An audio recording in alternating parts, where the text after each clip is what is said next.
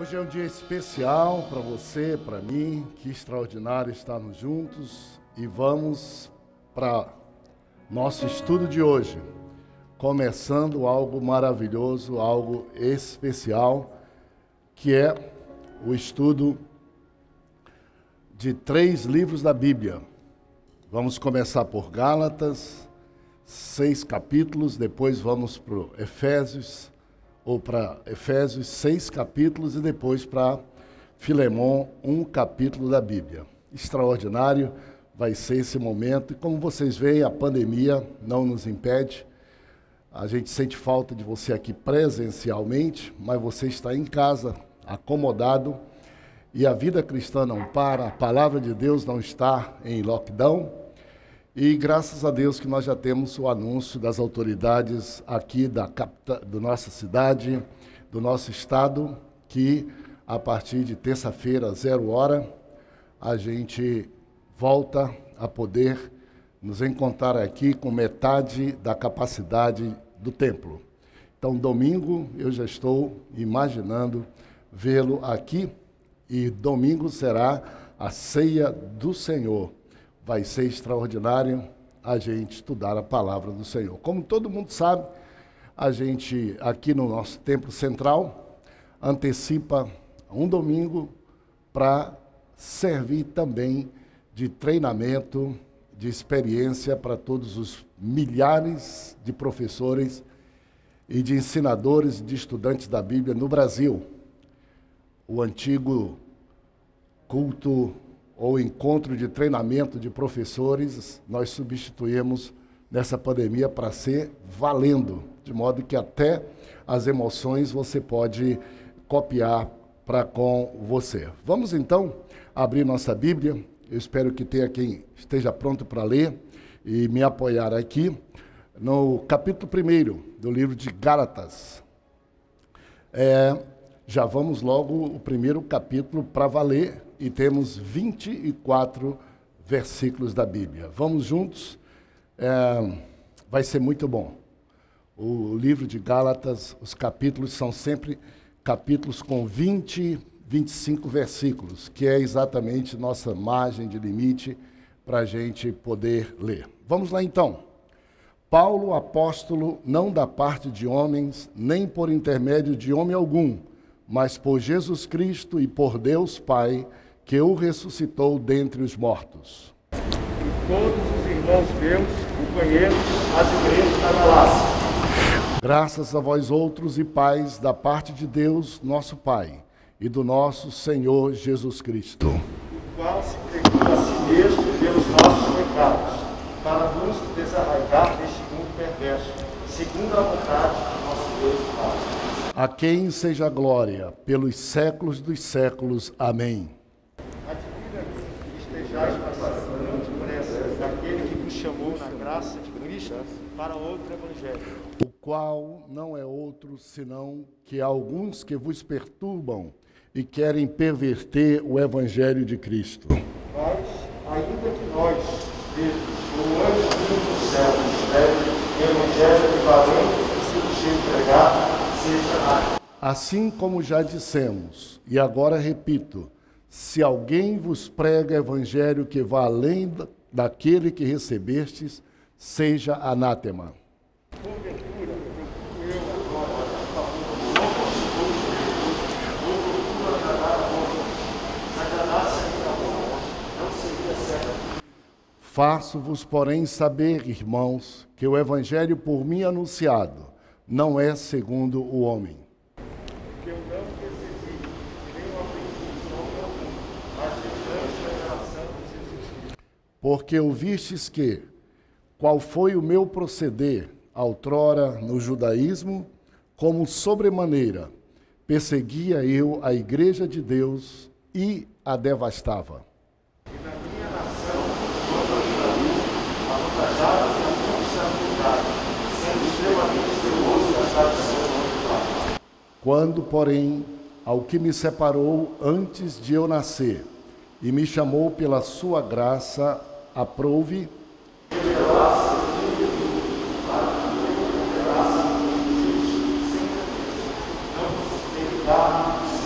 nem subi a Jerusalém para os que já eram apóstolos antes de mim, mas parti, voltei outra vez para Damasco.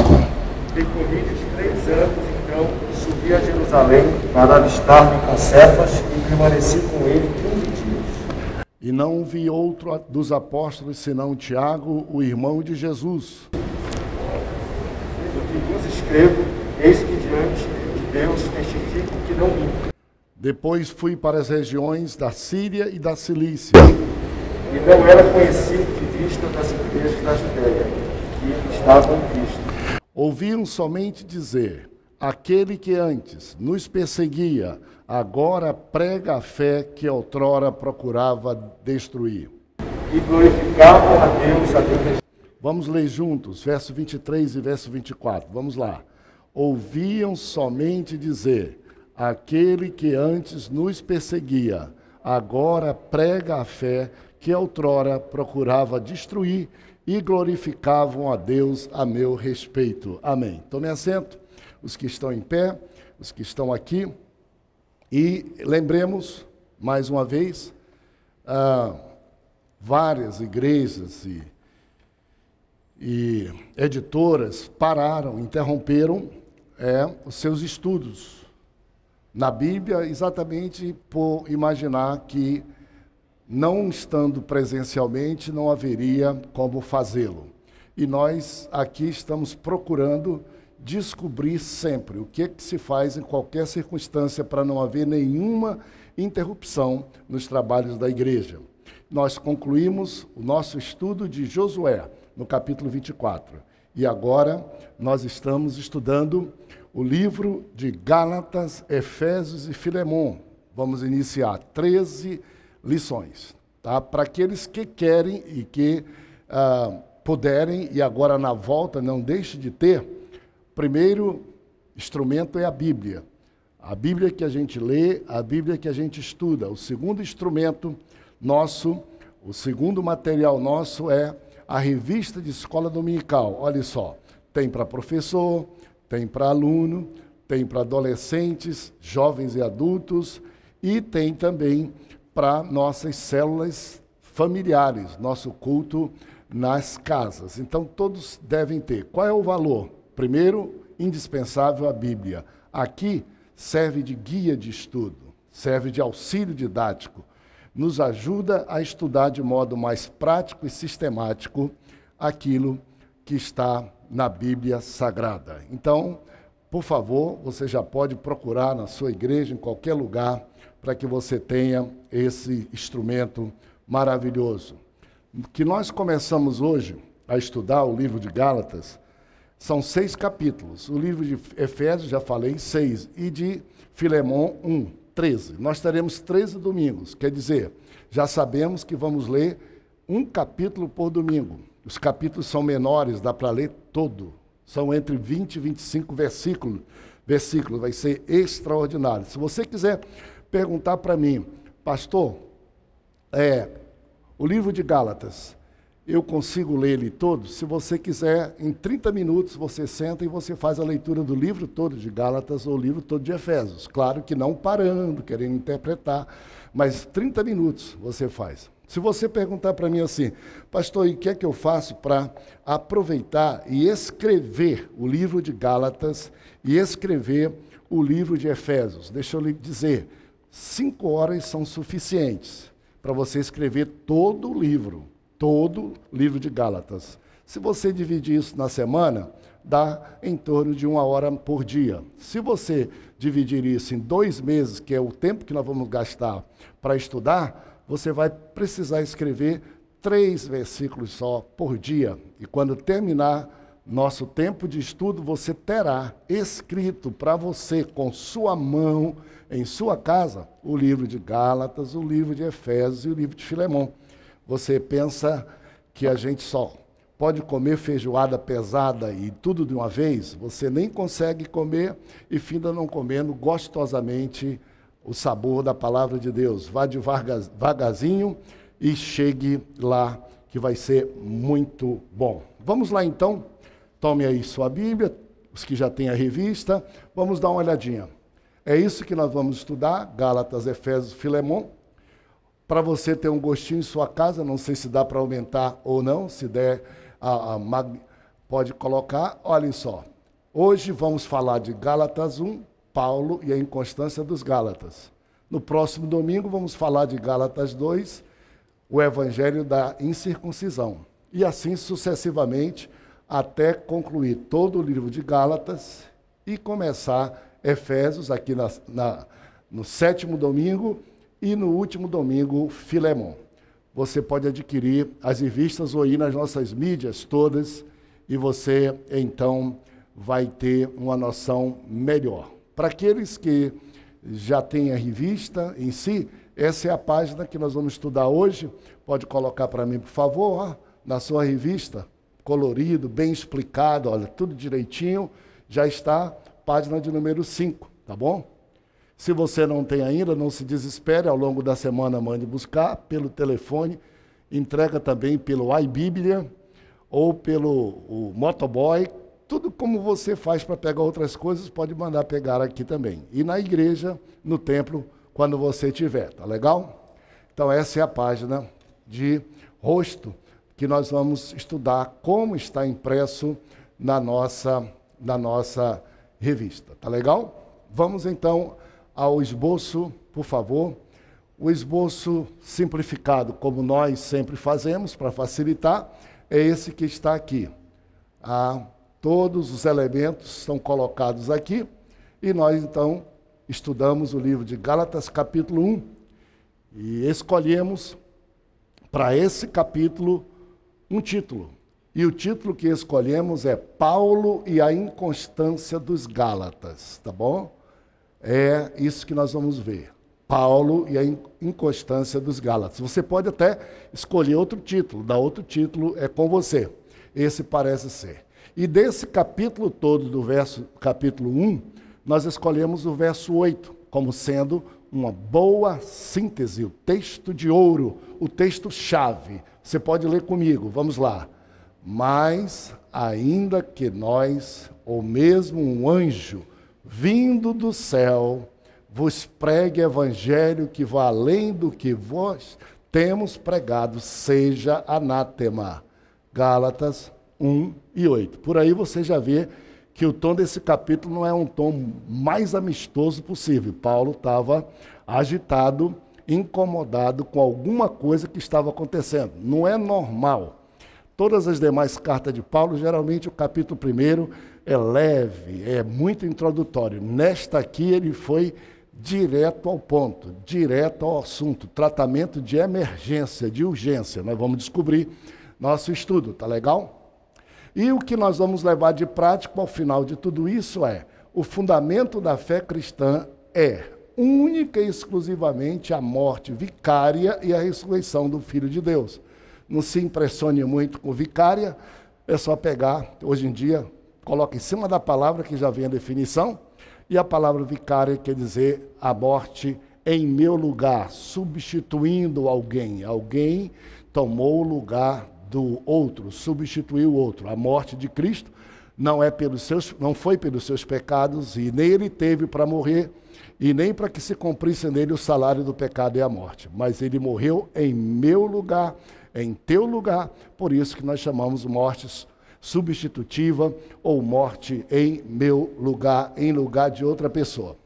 E para a gente discorrer de modo sistemático, fácil, nós temos a proposta de 3 tópicos. Primeiro tópico, saudação apostólica, ó, verso 1 ao verso 5. Segundo, inconstância dos Gálatas, verso 6 ao verso 9. Ó.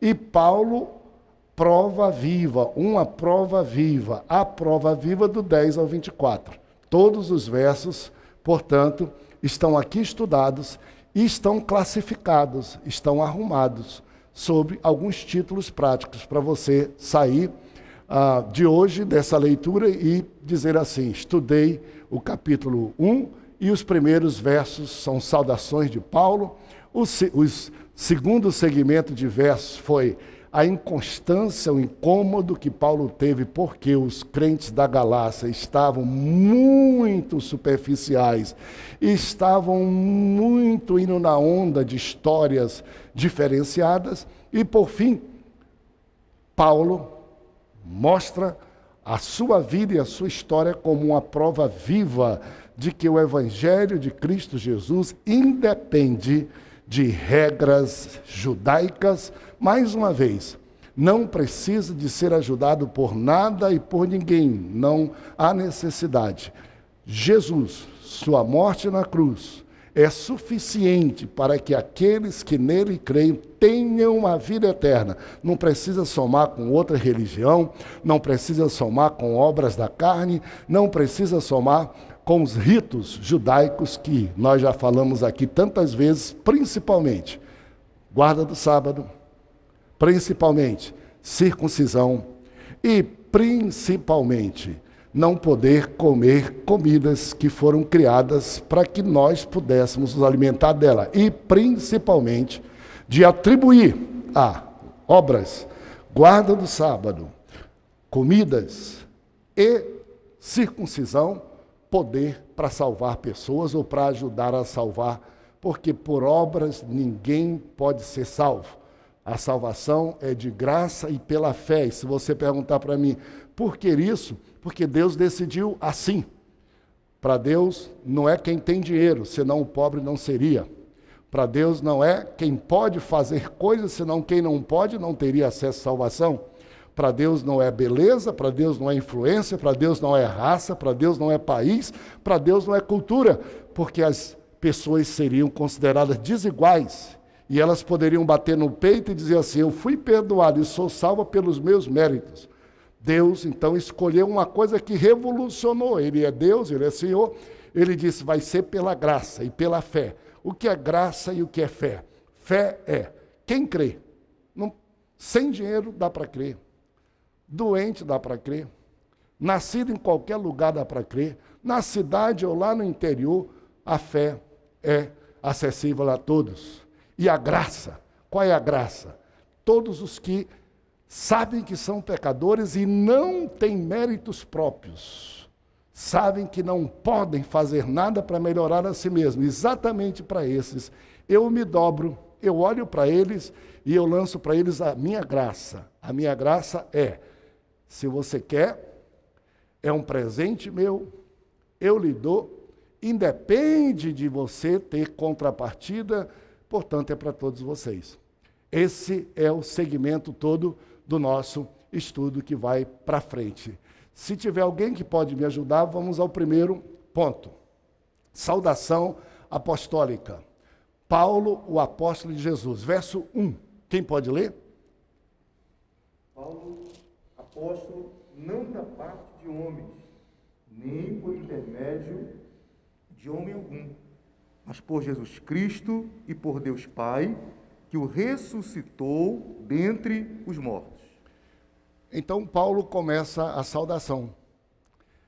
Dessa vez, interessante que geralmente ele diz, eu, Paulo, apóstolo de Cristo, aqui ele vai logo dizendo, apóstolo não pela vontade de homens. Por quê? Qual era o problema que estava acontecendo na igreja da Galácia? E agora, para você entender bem, a gente tem estudado aqui Atos, estudamos tantos livros da Bíblia, você já conhece muita coisa. Vamos dar uma conhecida. Carta de Paulo aos Gálatas. Coloca para mim o mapa da viagem missionária de Paulo. Para onde é que Paulo escreveu esta carta? Por favor, coloca aqui para mim, para você andar comigo bem. Olha só. Isso aqui é Galácia, ó. E quem vivia aqui, ou nascia aqui, o nome era Gálatas, como paraense. Quem vivia ali era a região da Galácia. Isso aqui, a Ásia é menor, e aqui tinha uma região da Galácia, tá bem? Olha aqui as cidades, você já estudou comigo. Antioquia da Psídia, Icônio, Listra, Derbe. Essas igrejas foram igrejas que fizeram parte da primeira viagem missionária de Paulo. E ele terminou a viagem missionária. Quando ele terminou, gastou, claro, um tempo, ele começou a receber notícia de que estes irmãos estavam sendo perturbados por judaizantes, por judeus israelitas incomodados com a salvação pela graça de Deus para todos os gentios, e foram para lá dizendo: vocês estão sendo enganados. Esse evangelhozinho aí de vocês é de segunda classe. Vocês têm, para receber a graça de Deus, vocês têm que primeiro se tornar judeus. Senão ninguém chega ao céu se não for judeu. E para ser judeu, vocês já sabem o que é. Começa com ritos. E o primeiro é a circuncisão. E o segundo é não pode comer tantas e tantas comidas. E o terceiro tem que guardar o sábado. E daí para frente, milhares de leis. Paulo, dos judeus, era o judeu mais proeminente. Era o que mais conhecia de lei judaica. Ele era judeu, professor, o mais destacado, tinha sido criado aos pés de Gamaliel, um doutor em judaísmo. Portanto, ele dizia até que ele era o principal. E ele não aceitava isso. E ele escreveu a carta às igrejas da Galácia aqui, exatamente para contestar a mentira daqueles que diziam que o outro evangelho era um evangelho que tinha que passar pelo judaísmo, senão não existiria. Era um evangelho exclusivo para os judeus e que aceitava como subproduto, como quase que lixo, os gentios. Paulo disse negativo, não tem nada disso e eu vou explicar para vocês. Tá? Então, essa aqui é a região específica da Galácia. Deixa eu mostrar para vocês um outro mapa também, para vocês se situarem muito bom. Coloque, por favor, o mapa que está na nossa revista. Agora esse eu trouxe lá de Atos, mas vocês têm em casa. Esse aqui está na nossa revista, na capa dela. Olha aqui esse mapa. Esse mapa ele é muito precioso, tá? Ninguém despreze ele. Porque geralmente, quando a gente fala em Paulo, a gente fala, Paulo se converteu, e a gente depois já vai. Primeira viagem missionária de Paulo, segunda viagem missionária de Paulo, terceira viagem missionária de Paulo, viagem de Paulo a Roma e morte de Paulo. E isso a gente estuda no livro de Atos. Aqui no livro de Gálatas, prestem bem atenção, porque no primeiro capítulo e no segundo capítulo é o único lugar na Bíblia onde a gente encontra informações sobre o que aconteceu entre conversão de Paulo e a primeira viagem missionária. Foram 14 anos, desde ele convertido até a primeira viagem missionária. O que aconteceu com a vida dele? Só aqui é que Paulo abre o jogo. Paulo vai dizendo tudo. E esse mapa ajuda você a entender isso. É precioso. Capítulo 1 e 2 você vai ver. Vamos lá, só para você se prevenir. Olha só, Paulo estava em Jerusalém, prendendo, matando junto com os outros todos os cristãos. Paulo pede uma carta das autoridades judiciais, porque ele era autoridade, ele pertencia ao Senado, ele era um saduceu. E ele pede uma carta policial para sair daqui, em Jerusalém, e ele soube que em Damasco estava a igreja crescendo, o evangelho crescendo. Ele foi, foi para Damasco, na estrada de Damasco, para onde Paulo viajava, em busca daqueles crentes que a Jesus louvavam. Eis que de repente uma luz do céu charou, uma voz que lhe dizia: eu sou Jesus, que te quero bem. Paulo, Paulo, assim diz o Senhor, porque tu me persegues, quero dar-te o meu amor. Paulo caiu e logo respondeu, atônito: e quem és tu, Senhor? Tá? Isso aí é só para quem foi perseguido. Ele veio para cá, para Damasco. Em Damasco, ao invés de ele prender, ele se converteu, ficou pregando o evangelho, e aí todas as autoridades judeus começaram a perseguir ele e quiseram prendê-lo.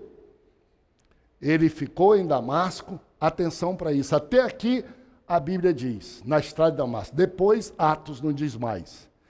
Aqui, em Gálatas, Paulo vai dizer que daqui de Damasco ele veio para o deserto da Arábia, olha aqui, 3, ficou no deserto da Arábia, voltou para Damasco, você vai ver aqui, depois de Damasco ele veio a Jerusalém, você vai ver aqui, avistar-se, hoje nós vamos falar sobre isso, avistar-se com Pedro e Tiago, em Jerusalém, passaram a perseguir ele também e querer prender e matá-lo.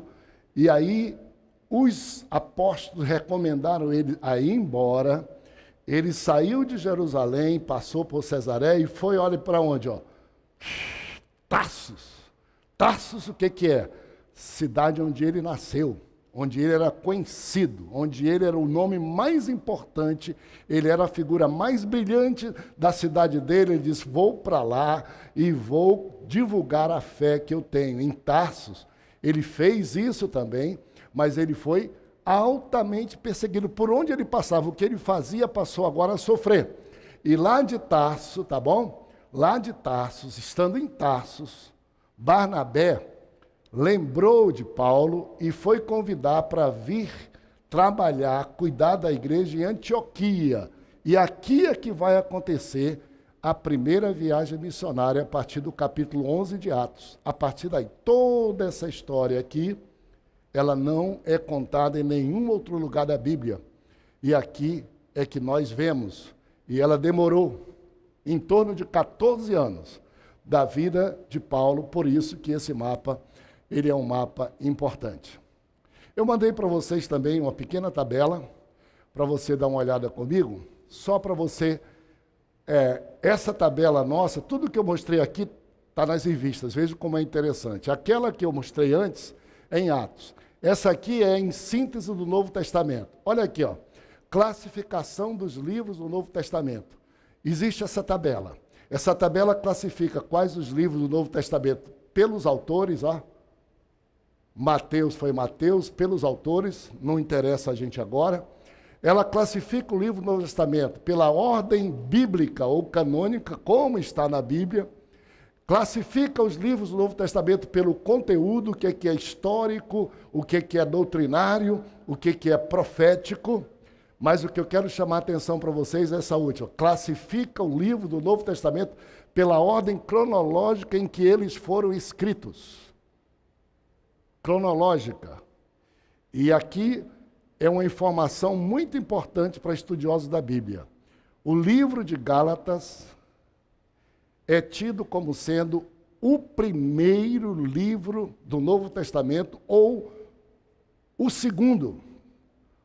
A primeira literatura, antes de Mateus, antes de Marcos, antes de todo, este livro foi escrito para a gente entender um pouco o que é que existe em Gálatas. Gálatas, olha aqui, está colocado como segundo.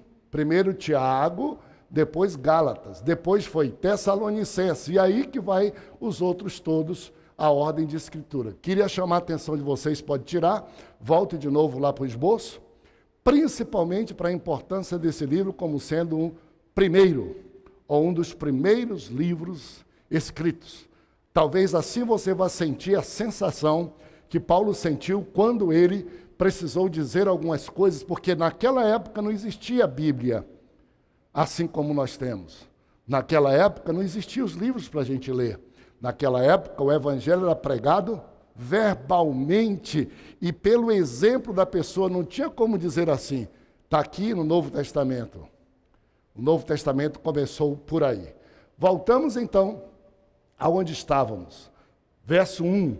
Paulo, apóstolo, não da parte de homens, nem por intermédio de homem algum, mas por Jesus Cristo. Gálatas 1. O que os líderes judeus, sacerdotes, fariseus, saduceus, escribas, estavam perturbando a igreja na Galácia, é dizendo, escutem, Paulo não é apóstolo. apóstolos são os 12, que Jesus escolheu, e Paulo nem era crente. Ele foi alcançado 5 anos depois que Jesus foi para o céu. Como é que vocês vão acreditar num cara desse? Vocês não podem acreditar. Os verdadeiros apóstolos estão lá em Jerusalém. E nós, judeus, crentes de Jerusalém, é que somos autorizados a ensinar a verdade sobre o Evangelho. Este aí, não. Já viram essa história, não já? Ah, ele é novo convertido. Não pode não. Por que eu não posso, que eu sou velho? Ah, ele não é pastor. Vocês já viram? E Jesus obedece muito essas besteiras, né? Jesus obedece muito. Obedece muito. Nada disso. Então ele disse, Paulo, apóstolo, olha só, não por intermédio de homem, mas por Jesus Cristo, por Deus Pai que ressuscitou dentre os mortos. Se alguém de vocês tem dúvida se ele é ou não é apóstolo, a gente pode conversar depois. Não se prende muito ao nosso tema aqui, mas deixa eu dar só uns sinaizinhos para ti, tá ok? Uns pequenos sinais para você. Quando Paulo diz que por Jesus Cristo, quem foi que apareceu a ele no caminho de Damasco? Foi o próprio Jesus. A quem ele se rendeu, sem suportar com todo o seu poder e o séquito de soldados que ele levava, e ele caiu por terra. A Jesus. Ele perguntou, vem cá, que autoridade você tem? Me mostra a tua identidade. Jesus disse, eu sou Jesus a quem tu persegues. Ele disse, quem és tu para que eu te sirva? Então, próprio Jesus foi que apareceu a ele, foi quem o chamou. E apostolado não é protocolo. Apostolado não é carteirinha, apostolado é chamado, e chamado de Deus. Nós vamos estudar lá em Efésios, no capítulo 4, sobre dons ministeriais, e lá diz que a Bíblia que Deus chamou uns para apóstolos, outros para profetas, outros para pastores e mestres, evangelistas e pastores e mestres. Nós vamos estudar um pouquinho. E lá está dito que existem apóstolos escolhidos por Deus. Deus escolheu. Qual foi o apóstolo que Deus escolheu? Jesus, porque apóstolo quer dizer enviado. Jesus é enviado, mandado com autoridade. Deus escolheu Jesus e mandou. Ele é um apóstolo. Existem apóstolos escolhidos por Jesus. Quem são? Os 12 que estão relatados, 12 apóstolos. De todos os discípulos, que eram muitos, ele escolheu 12 e chamou-os de apóstolos. De apóstolos. Mas teve um deles que se perdeu no caminho, e o nome dele era Judas. E quando Jesus disse para a sua igreja que fosse ficar em Jerusalém até que do alto seja revestido o poder, ele não mandou a igreja ir tratar de assuntos nenhum. Pedro levantou e disse, olha, está faltando um que morreu, vamos escolher o 12º aqui. E resolveram escolher, lançar o sorte entre 2 e colocaram Matias como 12º. Jesus apareceu a Paulo e ele diz, e todos nós reconhecemos, que ele escolheu a ele diretamente para Paulo. Assim como escolheu aqueles quando ele estava aqui em vida, escolheu este agora aparecendo a ele. Então, ele tem credenciais imensas. E de todos, qual o apóstolo que mais se destacou? Para não duvidar de ninguém, Paulo foi de todos aquele que se destacou. Então ele começa dizendo, para uns que dizem que eu sou um apóstolozinho genérico, de 2ª classe, que não tem nada, eu quero dizer para vocês que o que eu digo e eu falo, eu recebi também diretamente do Senhor para vocês. Não há diferença. Se quiserem comparar, eu não quero me comparar, mas se quiser comparar, eu tenho as credenciais. Paulo, o apóstolo de Jesus. Então, existem os apóstolos chamados por Jesus, quando em vida, e o apóstolo chamado por Jesus fora de vida. Apóstolo, como ele diz, chamado fora de tempo, o menor de todos, mas foi chamado. Foi chamado. Ok? Vamos então, irmãos e companheiros, verso 2, por favor. e todos os irmãos, meus companheiros, as igrejas da Galácia. Já vimos o que é Galácia, Antioquia da Psídia, Perge, e Paulo diz que essa carta, ela está sendo escrita, mas ela não está sendo escrita só. Ele tem uma porção de companheiros que mandam saudação para a igreja na Galácia. Isso é muito bom a gente dar uma observada aqui, irmãos e companheiros, porque há pessoas que pensam que fazer a obra de Deus é um trabalho solitário, de um homem ou de uma mulher sozinho. Há pessoas que, quando estão fazendo a obra de Deus, eles espalham mais do que juntam. Eles não sabem trabalhar em equipe, não sabem juntar companheiros.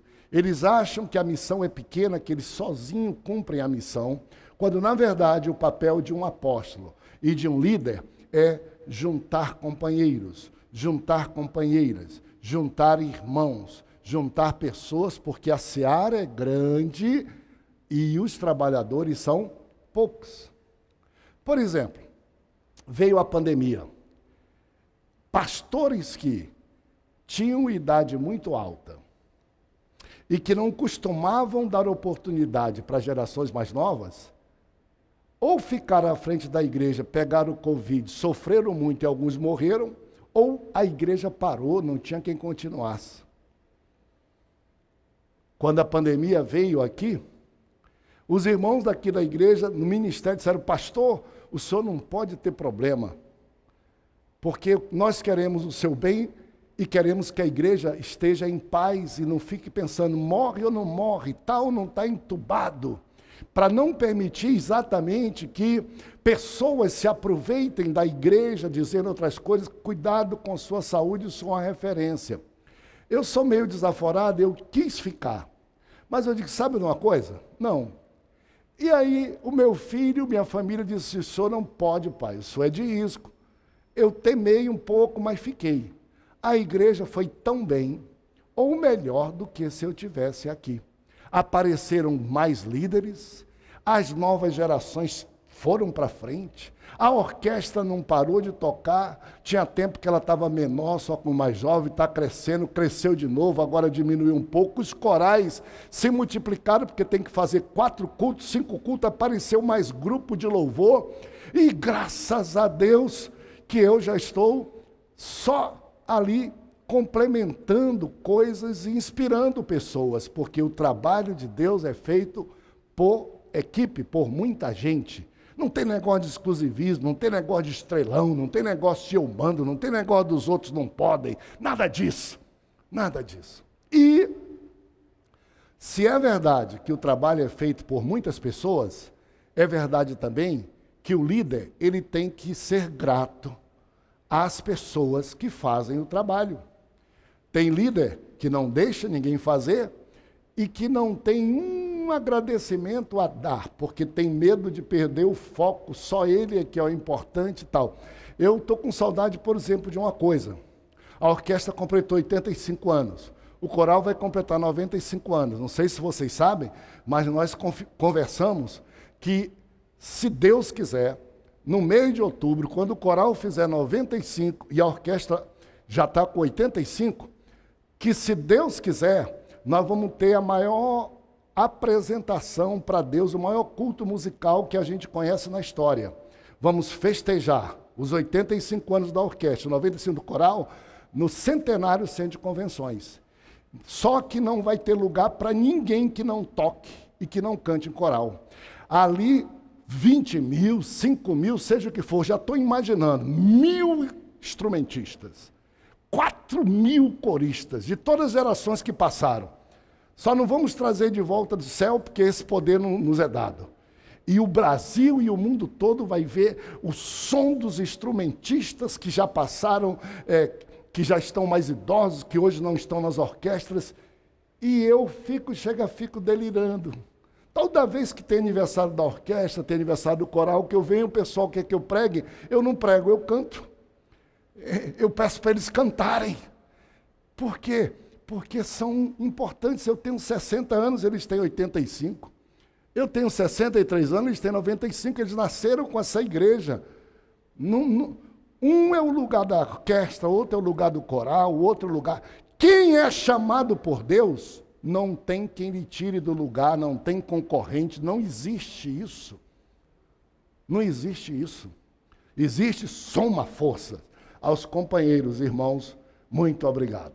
Graça e paz da parte de Deus, você já conhece. Nós nos utilizamos da saudação a paz do Senhor mais do que qualquer outra coisa. Outras igrejas, irmãos, gostam de dizer a paz e a graça. Na verdade, o que nós estamos dizendo é, seja cheio da paz de Deus. Seja cheio da graça de Deus. E aqui Paulo queria falar sobre a graça. Exatamente o que nós dissemos. E a palavra-chave dessa epístola é graça. E ele disse, graça e paz. Da minha parte, da parte dos companheiros que estão aqui, para vocês que estão em turbulência aí, porque tem falsos irmãos, deturpadores da fé, que estão com inveja de vocês, da paz de vocês, da liberdade de vocês, de não precisar circuncidar-se, de não precisar guardar o sábado, de não precisar deixar de comer uma maniçoba, porque ela te impede de ir para o céu se tiver maniçoba na barriga. Eles estão com inveja. Não deixe que eles perturbem vocês. Não transfiram a glória para eles, não dependam dele. Continue sendo livres. Bom, próximo ponto. Paulo foi muito dedicado com a igreja na Galácia. Ele foi um dos fundadores. E tinha passado no máximo 1 ano da primeira viagem dele. E ele já começou a receber notícias. E, inconstância dos Gálatas, o espanto de Paulo. Verso 6, por favor. Alguém leia para mim. Admira-me que estejais passando tão depressa daquele que vos chamou na graça de Cristo para outro evangelho. Isso. Admira-me, espanta-me que estejais passando tão depressa daquele que vos chamou na graça de Cristo para outro evangelho. Atenção, verso de número 2, olha o que diz. O qual não é outro, porque não tem outro evangelho. Não é outro não. Estão dizendo que é outro, não é. Pelo contrário, senão são perturbadores do evangelho, que querem perverter o evangelho. Vocês sabem, o diabo não tem nada. Não é capaz de inventar nada. Está por aí perambulando. E ao final a sua sorte vai ser ir para o inferno, o único lugar que diz a Bíblia, e Jesus disse, que foi preparado para o diabo e para os seus anjos. Nem para o homem foi. Quem vai para o inferno com o diabo e seus anjos é quem quer ir seguindo a Satanás, e lá é o lugar dele. Quem vive aqui desprezando Deus, optou e vai para lá, mas foi feito para o inferno, para o diabo, casa alugada. Ele não tem condição. O que o diabo faz? O diabo só engana. O diabo só mente. O diabo só falsifica. O diabo só perverte. Ele não tem uma proposta dele para nada e para ninguém, de jeito nenhum. Ele não tem. Ele é como se fosse falsificador. É como se fosse pirata. Ele olha uma coisa boa de Deus, fica com inveja, não é mais para ele.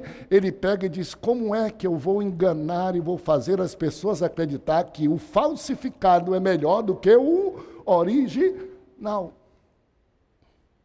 O perfume falsificado, não dá, o cheiro não é bom, mas é barato, é fácil, está na mão de todo mundo. Ele faz isso. Por exemplo, uma das coisas mais lindas que existe no mundo, o amor. O amor. O amor que nós devemos ter por nós, o amor que devemos ter por Deus, o amor que devemos ter à nossa esposa e ao nosso esposo. O diabo tem uma inveja maluca disso. Nessa expressão do amor entre esposo, marido e mulher, o Senhor Deus diz, por essa causa deixa o homem seu pai e sua mãe, se une à sua mulher. Qual a causa? A causa é o amor. Eu não teria por que casar com a Rebeca, se fosse. Minha mãe cuidava muito bem de mim. Meu papai, minha roupa era arrumada, tinha comida toda hora, não pagava nada. Pelo contrário, meu pai me dava uma mesada. Mas o amor veio. E o amor veio e foi tomando o espaço dele, ficou no meu coração. O espaço do amor ao meu pai, minha mãe, minha casa, mas abriu espaço para uma donzela. E eu casei com ela. E nós estamos há 44, 45 anos casados. Interessante que o amor está lá, o do papai e da mamãe, não substitui não, tem coração para tudo. E o amor está grande ou maior do que foi no início. E uma das expressões do amor, Jesus disse, tornam-se os dois uma só carne. E o Senhor criou a sexualidade no ser humano, a sexualidade racional, que é uma expressão íntima do amor que sela o compromisso e a responsabilidade entre o homem e a mulher. Não é entre homem e homem, não é entre mulher e mulher, não é entre homem e bicho, não. Ele disse, os dois uma só carne. Isso se chama sexualidade, ou ato sexual. Satanás tem tanta raiva da felicidade de um homem e uma mulher, que se amam e que se conhecem intimamente da melhor forma possível. E ele sabe que esse homem e essa mulher têm maior probabilidade de serem felizes se forem salvos em Cristo Jesus ainda. Eu vou explicar para vocês que tem gente que dá para o diabo as sexualidades. Sexo é coisa do diabo. Não faça isso. Não estrague. Não tem nada disso. Ele não é capaz de fazer uma coisa tão interessante, não. Ah, não pode. Conversa fiada. Conversa fiada. Deus fez e deu para a gente esta possibilidade de poder viver intimamente. E como é que acontece isso? A recomendação divina é marido e mulher. Para quê? Para que realmente descubram a profundidade da sexualidade sem estar com medo de estar com a mulher do outro e com o marido do outro, e aí não sabe o que é sexualidade, sabe o que é conjunção carnal, prostituição, e não tem nenhum homem ou mulher desafio na terra. Esses artistas da rede não sei o quê, que dizem aí, eu troquei de mulher, novela trocou. Se trocou é porque ainda não encontrou, é porque ainda não gostou, é porque ainda não deu certo, está perambulando, não deu certo. Uma vez um perguntou para mim na televisão, pastor, o senhor é um cara novo, o senhor é um cara bonito, esse negócio de não pode ter mulher lá fora, não pode casar novo. Eu digo, e aí? Qual é o problema? Diz assim, o senhor não pode. Eu digo, eu é que posso, meu amigo. Você está procurando. Aqui você comprou ontem, você não vai poder comprar hoje porque outro já comprou, para você ter intimidade. Eu não, a de ontem é de hoje e de amanhã. Se não deu certo ontem, você não sabe se vai dar certo hoje. Eu não tenho pressa, se não deu certo hoje, eu tenho amanhã, depois, tenho a mesma pessoa. Eu a conheço, eu a amo. E a gente é enganado pelo diabo, imaginando que sexualidade é uma conjunção carnal sobre um homem e uma mulher só. Na verdade, a conjunção carnal entre um pênis e uma vagina. Me perdoe ser claro, mas eu preciso ser claro para vocês. E olhe, o maior órgão da sexualidade não é eles. O maior órgão da sexualidade é a consciência, é o cérebro. Tudo do ser humano acontece aqui. E está aí um monte de homem precisando usar todos os remédios porque não dá certo, porque a mulher não é dele, porque a consciência é pesada, porque ele sabe que está traindo, porque amanhã essa mulher que ele comprou vai dizer seu patife, seu sem vergonha, na frente da mulher dele e dos filhos dele. O medo. Os motéis estão aí. Por que estão aí? As pessoas estão com medo do marido descobrir que a mulher está lá e tal. No nosso caso, a nossa casa pode ser simples. Todo dia, toda hora, diz a Bíblia assim, ó, em todo tempo sejam alvas as suas vestes e não falte óleo sobre a sua cabeça. Desfruta, goza a vida com a esposa que você ama todos os dias da sua vida fugaz, porque este é o teu presente e o teu salário debaixo desse sol com que tu afadigas pelo teu trabalho. Jesus dizendo para a gente isso.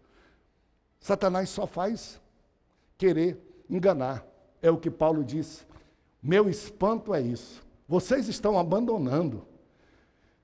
Vocês estão deixando. Vocês estão abdicando. Vocês estão trocando o que presta pelo que não presta. A palavra é que nós usamos na igreja. Vocês estão se desviando. Trocando o que vocês têm de legítimo e o diabo está dizendo, não, por uma mentira, por um crime, por uma experiência sexual, troca. O evangelho não funciona. É assim que as pessoas pensam. As pessoas dizem assim, crente não é livre, porque crente não pode beber, crente não pode praticar sexo, sei o quê, crente não pode ir para festa, crente não pode dizer, essa é a linguagem do diabo, parece verdade. A verdade é que eu já fui descrente, e eu sei que antes eu podia fazer tudo, mas eu não podia deixar de fazer aquilo que eu quisesse. Essa é a diferença. Eu era escravo daquilo tudo. Chega sexta-feira, tem que arranjar o que fazer, tem que beber, tem que não sei o quê, senão é infeliz. Antes eu podia fazer tudo, mas não podia deixar de fazer. Vou deixar de beber. No outro dia eu estava bebendo. Vou deixar de fumar. No outro dia eu estava fumando. Quando a gente se torna crente é diferente. A gente pode fazer tudo o que quiser. Pode. Só que a gente foi para um estágio maior. A gente recebeu o poder para deixar de fazer o que não presta. Para trocar do ruim para o bom. Por isso que a Bíblia diz, se o Filho vos libertar, verdadeiramente sereis livres. Por que verdadeiramente? Porque se o Filho não vos libertar, mentirosamente você é livre. Se você quer mentir para você, fique como está. Se você quer ter força de poder fazer. A pessoa pergunta para mim, o senhor pode fumar? Eu digo, posso. Ele fica assustado. Pastor, você pode beber? Eu digo, posso. E por que o senhor não fuma, não bebe? Porque daí eu já vi. Porque eu tenho força para dizer, não vou fumar mais. Pega o teu cigarro e joga fora. Diz, não posso. Eu digo, então escravo é você. Livre somos nós. Então não vamos deixar o evangelho de Cristo por outro evangelho qualquer. Não há nada que o evangelho nos tome e nos tire de bom. O evangelho não toma e não tira. O evangelho adiciona. Jesus disse, o diabo veio para roubar, é tirar. Matar, esse é o papel do diabo. Mas eu vim para que vocês tenham vida, e vida com abundância. Eu vim somar. Ser crente não é deixar de fazer algo. Tem gente que não fuma e não é crente. Tem gente que não bebe e não é crente. Tem gente que é honesto e não é crente. Ser crente é ter Jesus a mais na vida e no coração. É algo a mais. É ter alguma coisa a mais encontrada na vida da gente. Paulo estava chateado. Chateado. Tudo isso vocês querem trocar agora por uma besteira. Bom, outro evangelho é isso. Não era outro evangelho. Acontece na igreja aqui, vocês conhecem, eu estou falando aqui, não estou? Vocês sabem de muita gente. Aqui na nossa igreja vem, mas vem. Eles vêm aqui e dizem, poxa, que igreja bonita, tá? E começa a perturbar um irmão, perturbar o outro. E eles começam como foi para Paulo. Um dia desse, eu quero até homenagear, acontece muito aqui na igreja, eu vou dizer isso, não é normal, irmãos que vêm pedir perdão de mim. Porque lá na igreja onde eles estão, ou lá onde eles vivem, eles falam miséria de mim. Não, aquilo não é pastor, aquilo não sei o quê. Olha a igreja lá, olha aquela irmã cantando, olha aquele irmão, mas estraçalho comigo, não sou apóstolo. Aí um dia eles precisam de ajuda de uma palavra de Deus, eles chegam aqui, recebem a palavra de Deus, quase sempre ele vem dizendo, pastor, me perdoe, pastor. Eu fiz muito mal para o senhor, eu disse não sei o quê, eu nem estou sabendo, para mim nem mexeu comigo. Eu digo, Deus te abençoe, meu irmão. Fazia com Paulo assim. E o evangelho a mesma coisa, tá ok? Paulo diz que tem uma palavra, uma classificação que nós temos que dar para aqueles que perturbam e pervertem o evangelho. Qual é a palavra? Qual é a palavra? Anátema. A gente precisa ter cuidado. Anátema quer dizer maldito. Quer dizer, rejeitado. Isso é que Paulo diz. Eu acho muito legal Paulo. Porque Paulo diz, olha o que Paulo diz, gente, para você, no verso de número 8, olha. Mas ainda que nós, ou mesmo um anjo vindo do céu, vos pregue evangelho que vá além do que vocês têm conhecido, seja maldito. Não ouça, não. Aí olha o verso 9, ele repete. Diz assim, assim como eu já disse, eu vou repetir, no começo da carta, se alguém vos pregar evangelho que vá além daquele que recebestes, considerem rejeitado. Paulo disse assim, se mudar, não aceitem quando eu mudar. E eu digo para vocês também, se falar e for contra a Bíblia, não aceitem, é a Bíblia. Paulo disse assim, se vier um anjo do céu, sabe o que meu sogro dizia? Meu sogro dizia assim, se um anjo chegar trazendo uma mensagem para você que diferencie da Bíblia, olhe para ele e diga assim, ele diz, é um anjo, veio de onde? Veio, deixa eu tirar uma pena tua, e eu vou levar na Bíblia e vou examinar, e vou na igreja conversar com o pastor, para a gente ver se tu é anjo mesmo, ou se tu é anjo de luz que se transformou de capeta, porque o diabo se transforma em anjo de luz desde que engane alguém. Se você está atrás de um jovem, para você satisfazer seus instintos, às vezes até animalescos, o diabo vai aparecer como um jovem bonito. Se você está condicionando a uma moça bonita para você ser apaixonado e você fazer tudo que você gostaria de fazer sem que haja respeito, vai aparecer como mocinha bonita. O pastor dessa igreja, o pastor Alcebiades e o pastor Estevão, uma vez eles contaram a história de revelações que irmãos têm, né? Diz que o irmão pediu para contar uma revelação e subiu no púlpito e disse assim, eu fui levado ao céu. Quando eu cheguei no céu, tudo muito bonito. Aí eu olhei assim, tinha um indivíduo esquisito.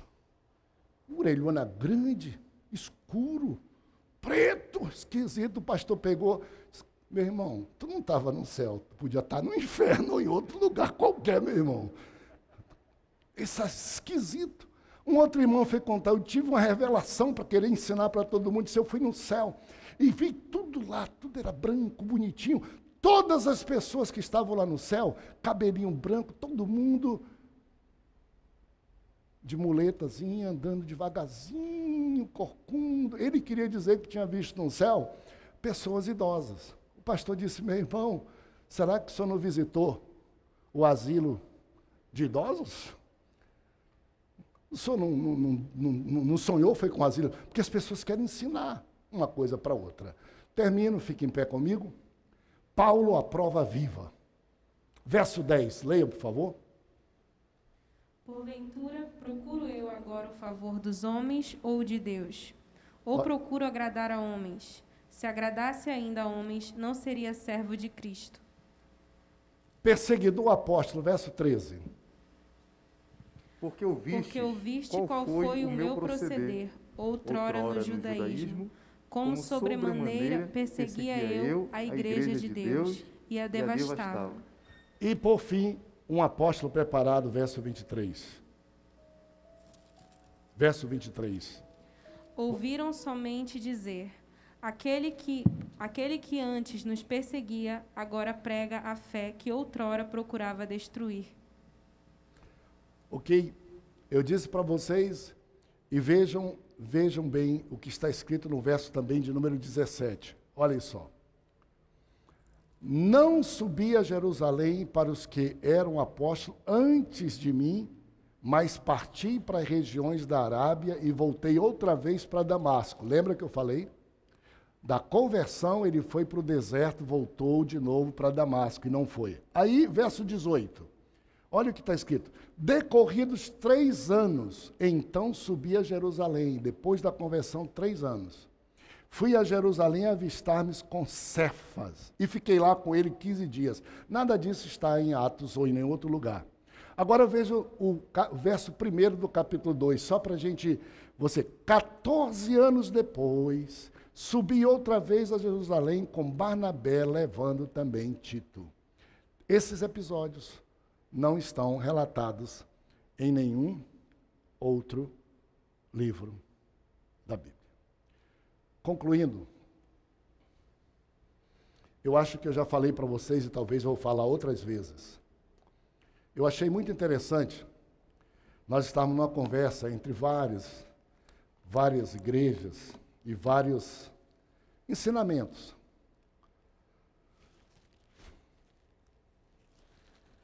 E houve uma pergunta, dizendo, vem cá, qual a diferença que existe entre vocês que se dizem evangélicos, que seguem a Bíblia, e outras igrejas que dizem ser evangélicas ou cristãs?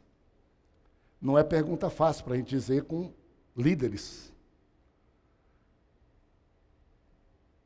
E a resposta dada foi: o problema é a letra I. E. Todo mundo ficou assustado. Nós não estamos aqui tratando de língua portuguesa, nós não estamos discutindo aqui gramática. Ele disse: não, o problema é E. Explica. A pessoa explicou. O evangélico é só Jesus. O evangélico é só a Bíblia. O evangélico é só a graça. O evangelho é só a fé. O evangelho é culto e glória somente a Deus. As pessoas, sim, e daí? Ele disse: o problema pode ser o I. As pessoas não querem receber e acreditar em algo que parece tão fácil, mas tão profundo, que é só. E elas começam a adicionar, elas começam a juntar, elas começam a ajudar, elas começam a criar o caminho deles. E foi assim um pouco meio duro, mas foi preciso ser dito. Por exemplo, uns cristãos dizem que é Jesus e Maria, a Bíblia e a encíclica papal, a fé e a missa. Outros cristãos dizem que é Jesus e o sábado, Jesus e Ellen White. Outros cristãos dizem que tem que ser Jesus e as obras, e Allan Kardec. Não pode ser só Jesus, não pode ser só a Bíblia, tem que juntar alguma coisa, porque não é suficiente. Exatamente o que Gálatas discute é isso. A igreja estava tão abençoada, só com Jesus, com a fé, com a graça, os perturbadores, com inveja, disseram: não pode ser tão feliz assim só com Jesus, tem que botar mais regras, tem que botar mais ordens, tem que botar... Quanto nós aqui em Belém às vezes sofremos. A pessoa diz assim: pastor, mas o senhor tem que botar essa regra, essa outra. Eu digo: amigo, se eu obedecer só o que está na Bíblia, já está bom demais. Não dá para colocar mais nenhum preceito, nenhuma norma, porque a pessoa vai se agarrar com aquilo e vai esquecer de Jesus. E nenhum outro nome pode ser dado pelo qual possamos ser salvos. Não é hábito, não é costume, não é nada. É a Bíblia Sagrada. Ame a Jesus, ame a Bíblia. Deus, esta caminhada tão grande nos levará, Senhor, a sermos mais conscientes de fé. Por favor, purifica-nos. Não nos deixa, Senhor, ser atraído, como a tua palavra diz, nos distanciar, passar, nos desviar daquilo que é o que tu fizestes, tua morte na cruz do Calvário, que não sejamos inconstantes e que glorifiquemos somente a ti, só Jesus, só a tua palavra, no nome maravilhoso teu e no teu amor. Digam comigo, amém.